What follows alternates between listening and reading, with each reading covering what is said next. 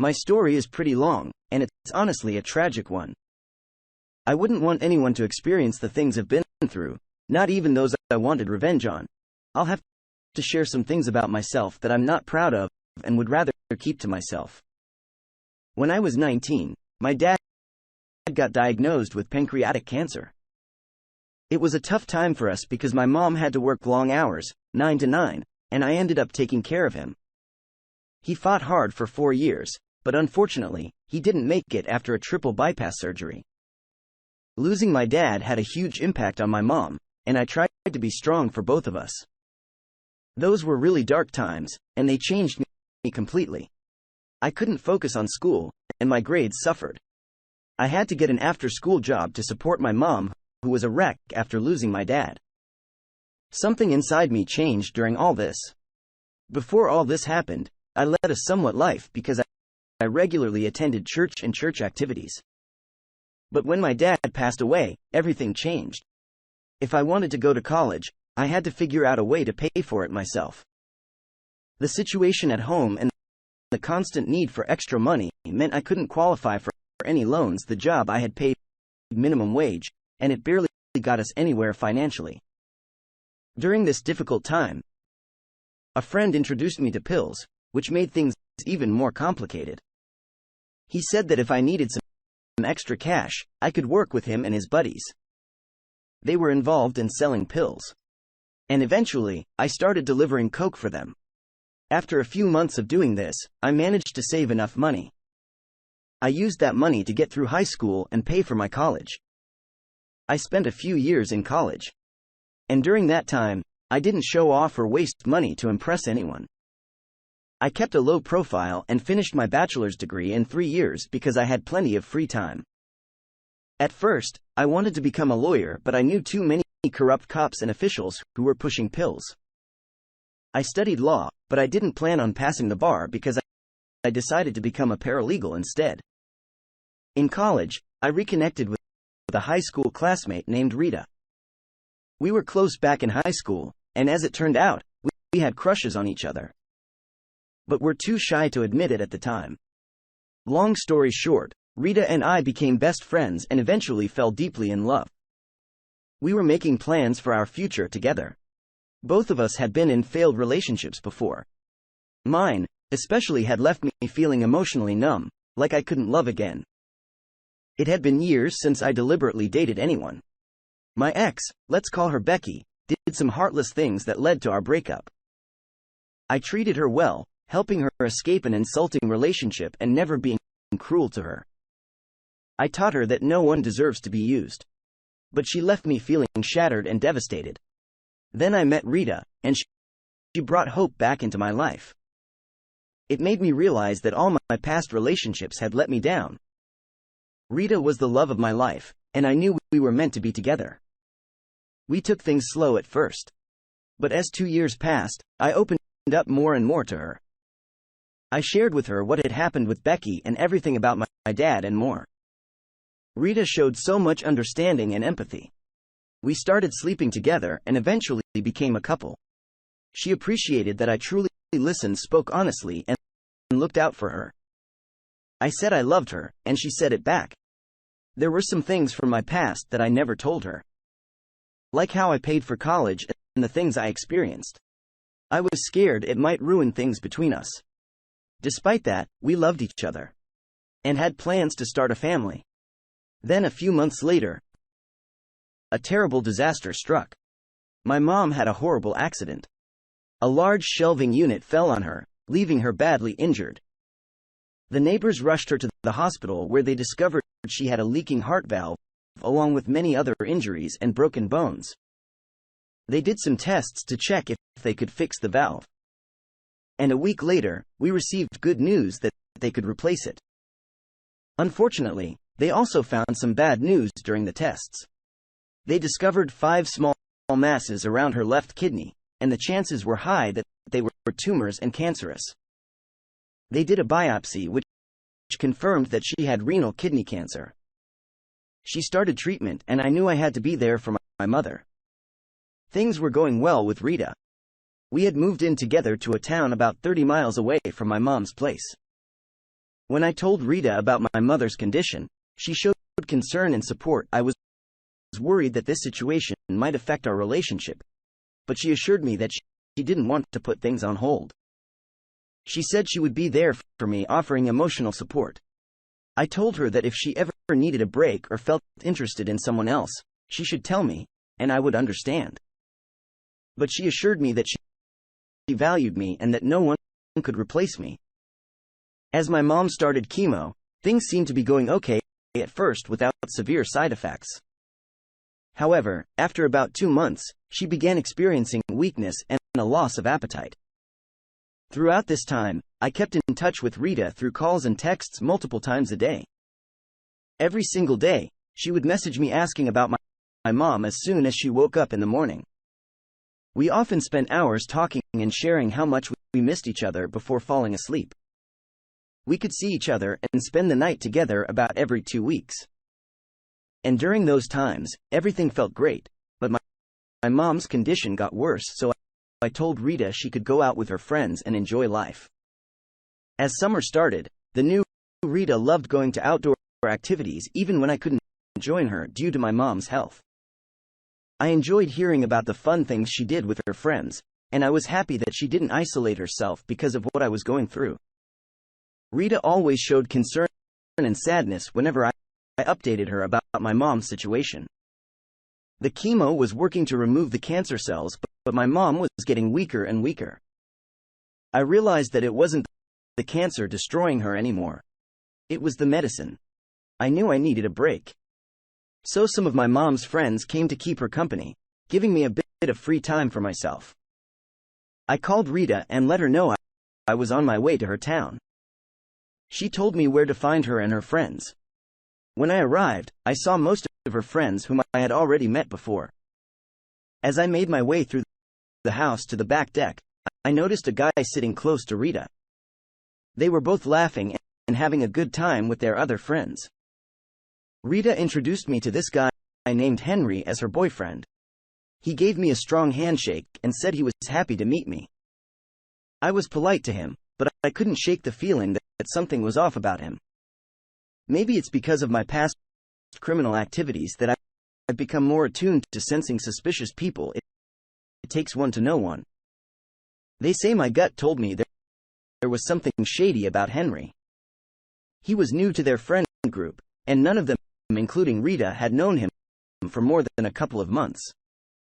Just to be clear, I wasn't feeling jealous at that moment, as I realize now.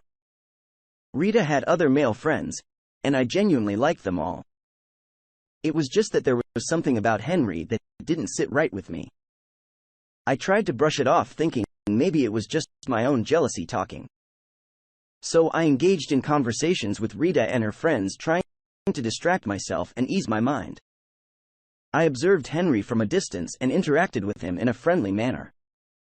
That night, Rita and I stayed at her place before I had to head home. Over the next few weeks, my mom's condition kept getting worse, but Rita and I continued to talk and text each other every day. Looking back, I now realize that I was the one initiating most of our communication, but back then, I didn't really keep track of it.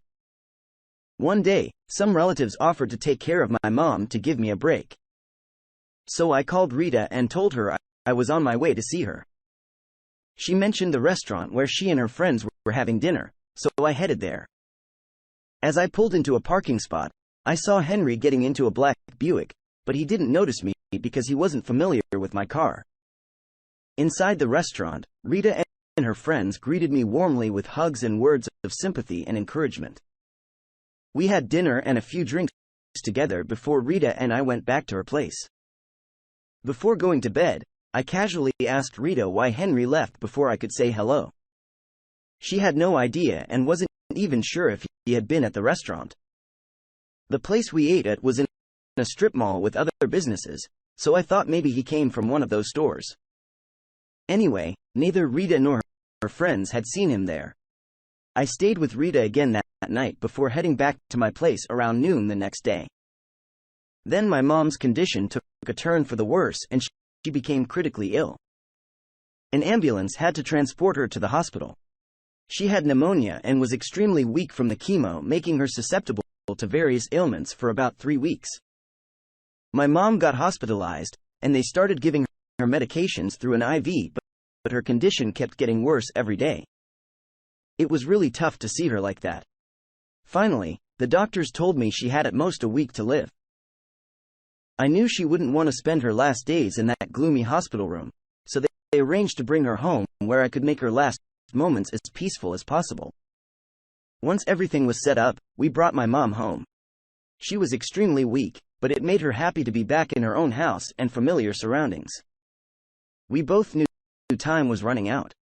Though scared, she wanted to be strong and was ready to reunite with my dad after so many years.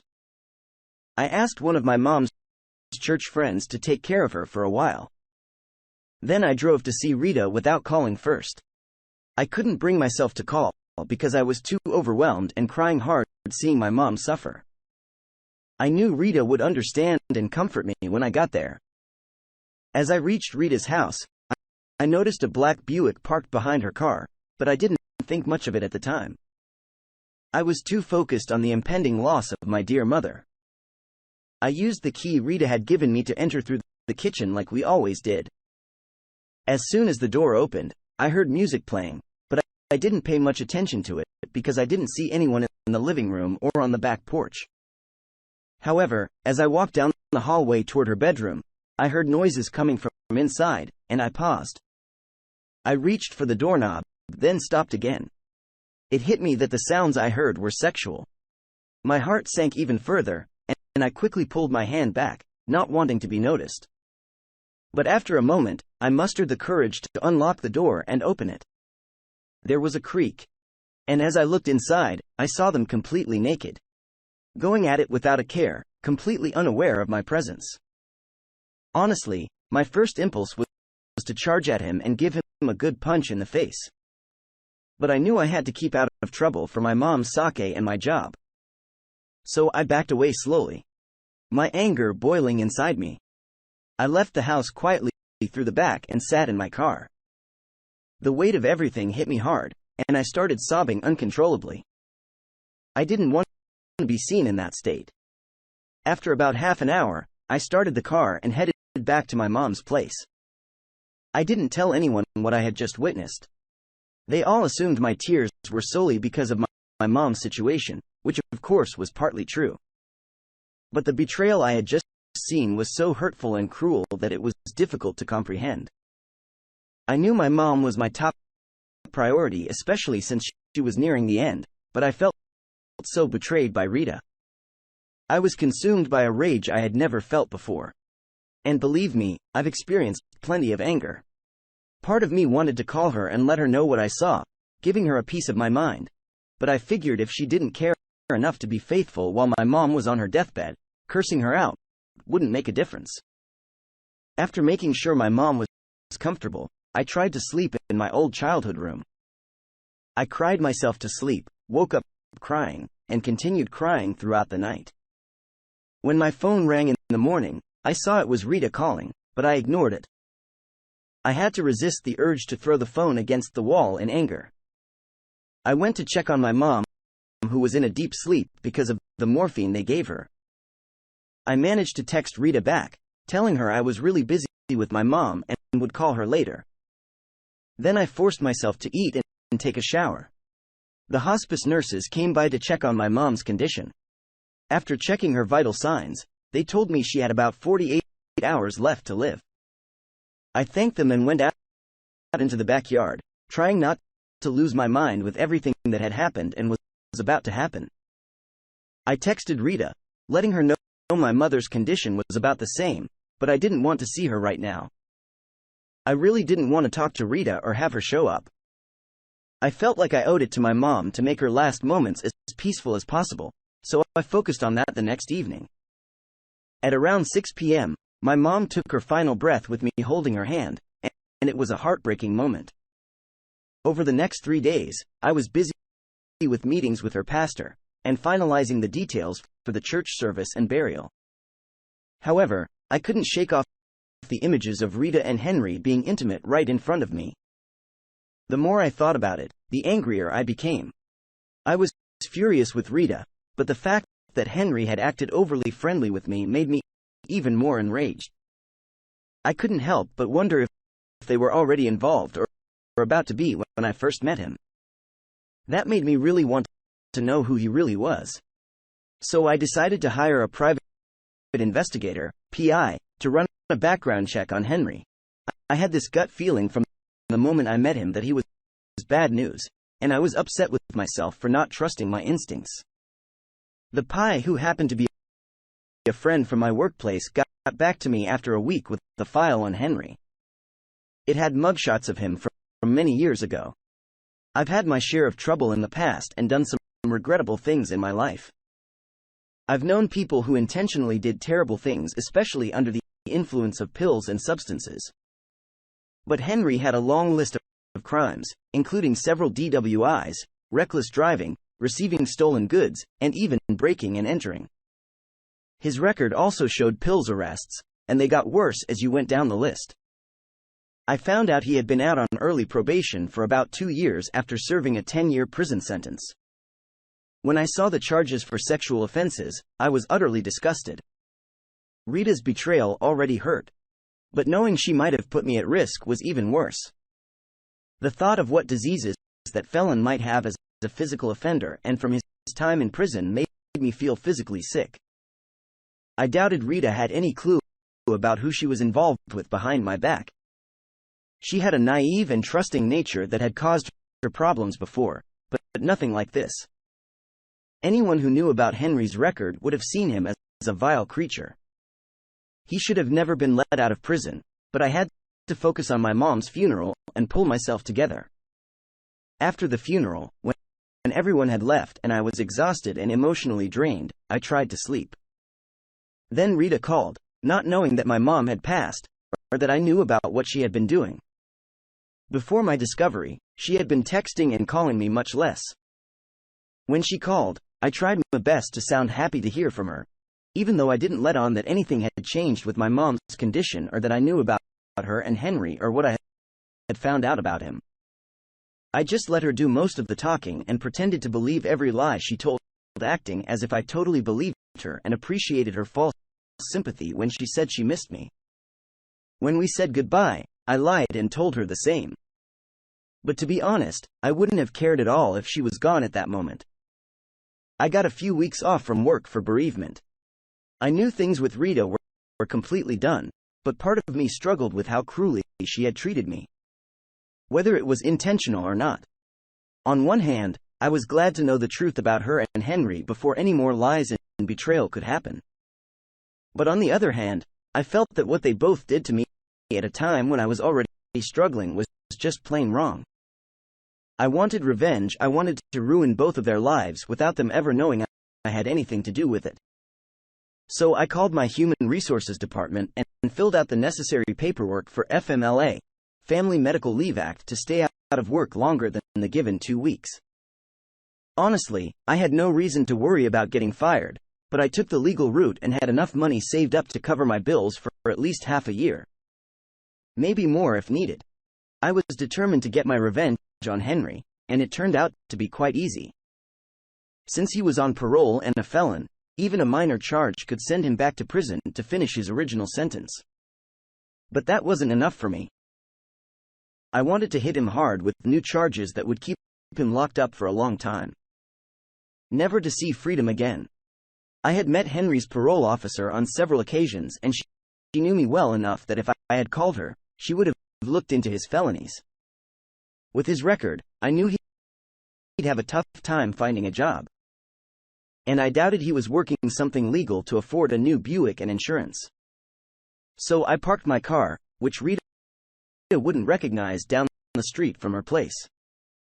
When I saw Henry's Buick in her driveway, I waited in silence until around 2 a.m. when I heard him start his engine and leave. I followed him casually, making sure not to raise any suspicions. It was time for me to do some digging of my own while keeping a reasonable distance. The signal led me to a run-down house in a below-average part of Rita's town. His car was already parked, and he had gone inside. I jotted down the license plate number and parked my car down the street. I took a few hours nap while keeping an eye on his house, but there was no activity. I woke up around 8 in the morning, got out of the car, and grabbed some breakfast. As the day went on, it became clear whether Henry had a big group of friends who came and went quickly, or if he was dealing with highly obsessive substances like coke, junk, or ice. After a while, many customers returned for more pills, making it obvious he was selling. I took photos of the cars that stopped by and shot some videos to document the activity. I went back each day around the same time to keep track of his ongoing dealings. I also watched each night at around 6 p.m. when Rita finished work. Henry would leave his house, and I followed him to see him meet Rita at a restaurant or head straight to her place. I seriously doubted she had ever been to his house. At least not that specific one. I had gathered enough evidence to turn into the local police, but I wanted to document his activities for one more day since I knew he hadn't restocked his pills to sell on that last day. I kept watch around 3 p.m., and I noticed that people had stopped coming by, which was unusual. I sat there and watched for a while. About 30 minutes later, a big black Cadillac Escalade pulled into Henry's driveway. Usually, only one person would get out of a car to go inside his house, but this time, I saw 3 large guys come out of the Escalade and help a middle-aged man inside.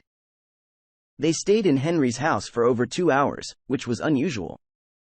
I was pretty sure that middle-aged man was the source of the pills Henry was selling. I drove by and took a picture of the Escalade's license plate when it was parked at home. Later, I downloaded all the photos and videos I had taken of Henry's activities onto my computer.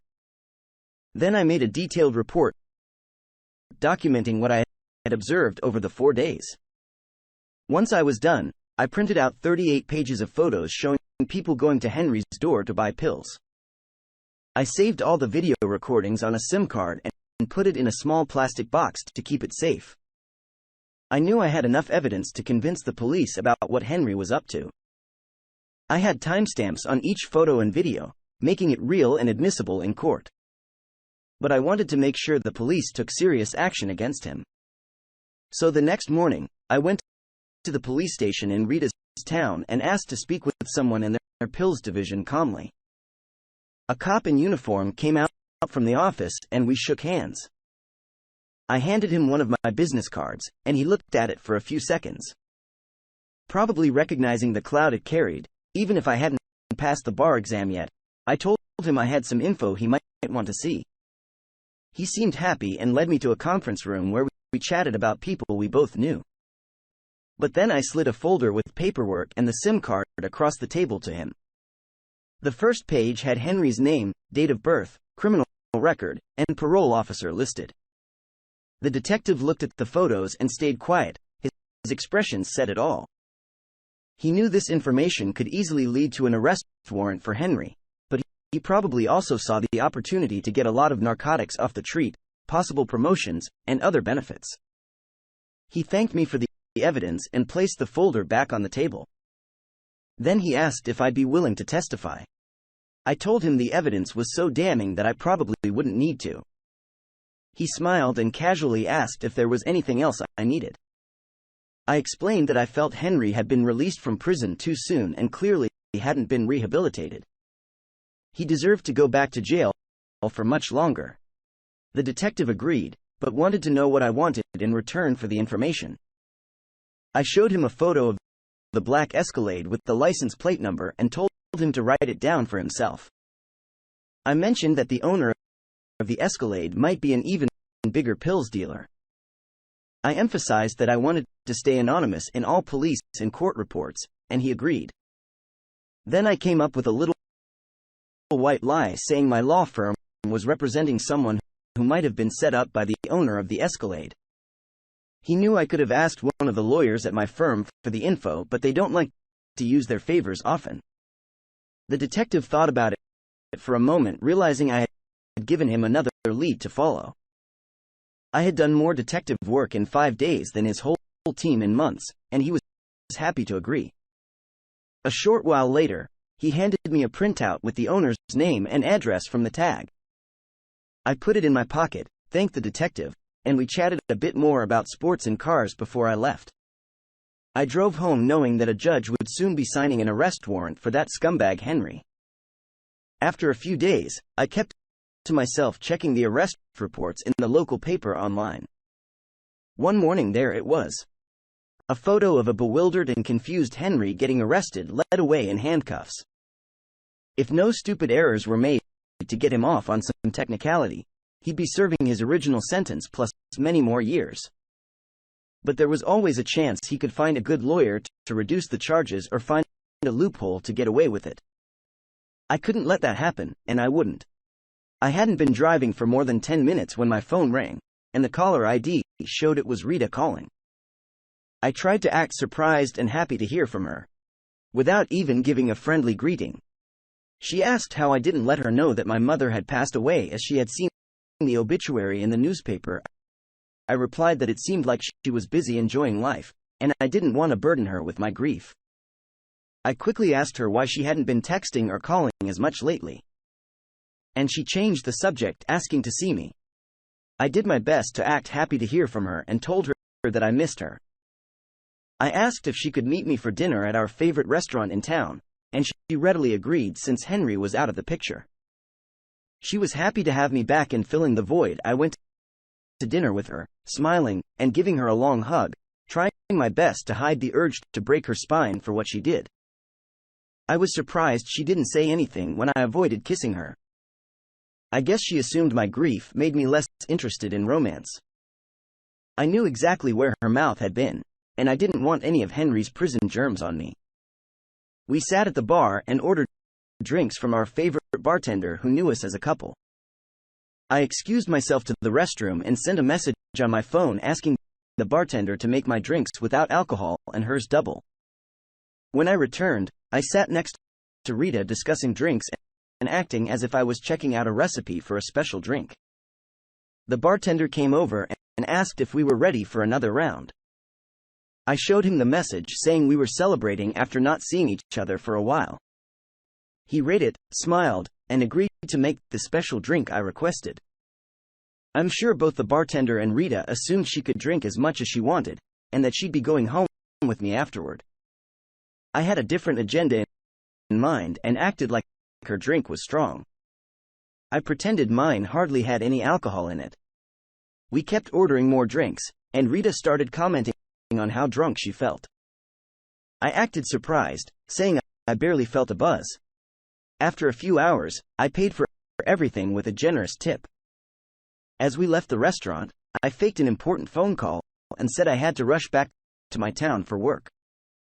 The next morning, I asked Rita to wait for me at her house while I ran a quick errand.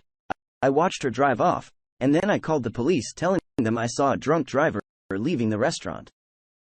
I urged them to act quickly, knowing she would be pulled over for a DWI. I drove to Rita's house about a mile away from where she got pulled over. I saw the blue lights ahead and knew my plan was working. What neither she nor I knew was that Henry had been using her car to distribute pills to low-level dealers under him. They did the usual search of Rita's car and found a stash of coke hidden under the back seat. I never intended to get her arrested for pills possession and selling.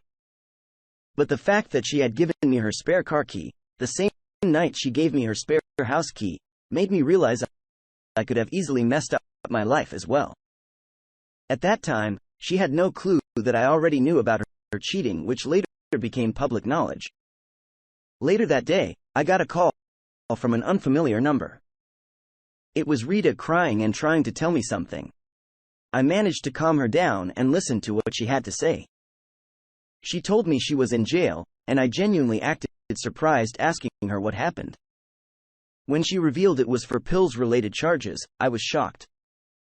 She asked me to help her get out and post bail. I explained that since my mom had passed away, I couldn't risk using any of my property for collateral due to legal issues. Even though I could have used my own home as collateral, I saw her pills charges as a consequence of her actions, and she had already caused enough damage to my life. The charges for possession of coke with intent to distribute meant she would be facing mandatory time. After all the pain she caused me, and the person she betrayed me with. I couldn't help but feel a part of her deserved the consequences coming her way. I attended her arraignment, trying to blend in and not be noticed as she walked into the courtroom. But she saw me. I put on a look of confusion, as if I had no idea why she would be arrested for such a crime. Deep down, I knew exactly why, but I had to act like I had no clue. She tried to explain to the judge that her boyfriend had been caught dealing pills just a few days before, so it must have been his. The judge wasn't buying it. She turned to look at me, filled with shame and tears in her eyes, knowing that I knew about her infidelity. I shook my head in disgust as they took her away. She knew there was no point in ever trying to contact me again. They set a high bond for both her and Henry, but he decided to plead guilty and skip the trial. Hoping for some leniency, he didn't get any. Rita's trial happened a few weeks later, and she took a plea deal. She got 4 years with a possibility of parole in 3, but her career was ruined once she got out. And I couldn't care less. They messed with the worst person they could have crossed at the absolute worst time to do so.